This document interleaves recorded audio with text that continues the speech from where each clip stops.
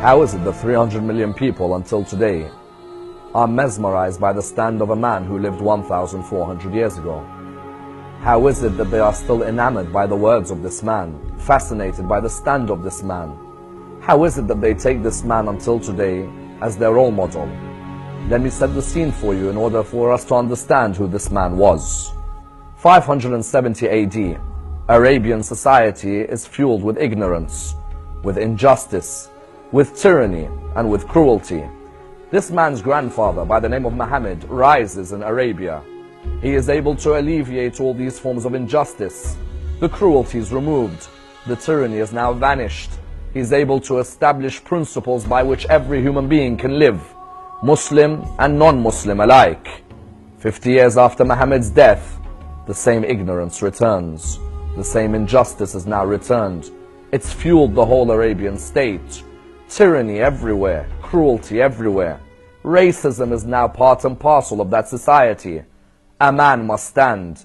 A man must ensure that his grandfather and his message do not die. A man ensures that his grandfather's message remains alive forever.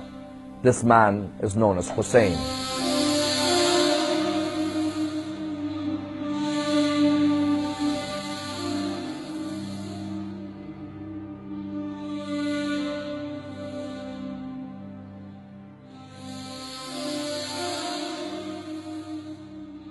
Hussain transcends religion. His call transcends the Muslim and the Christian, the Jewish and the Buddhist, the Sikh and the Hindu. Even the atheist is invited towards this call until today.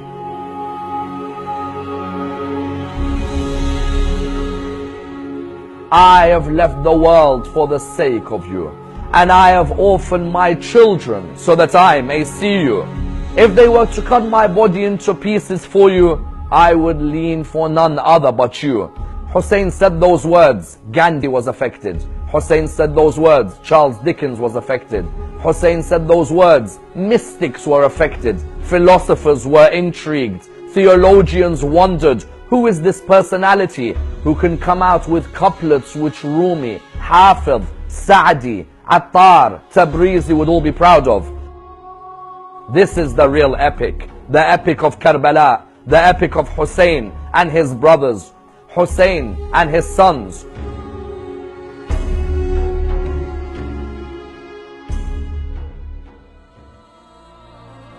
He looks towards his Lord while he lies on the ground. His words reverberate in the heart of every believer. Oh my Lord, what did I find when I lost you? And what did I lose when I found you? If they cut my body into 1,000 pieces, each piece would call out its love for you. That Hussain is the embodiment of patience. That Hussain is the embodiment of dignity.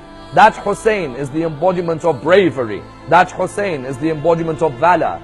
Today ask yourself, how can you put Hussain in your life?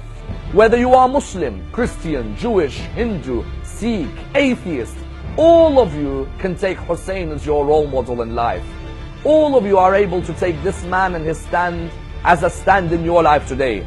If I see oppression in the Middle East or oppression in Europe, if I see oppression in South America or North America or Australasia, I have to ensure that Hussein's cry is a cry against this oppression. Hussein's cry is a cry which ensures that oppression will never be able to be victorious. When all these great mystics and theologians and philosophers, when they all went towards their grave, there was only one man who they remembered. They remembered the stand of Hussain. Try and take the stand of Hussain into your life and allow that stand to remain part of the life of every human being forever.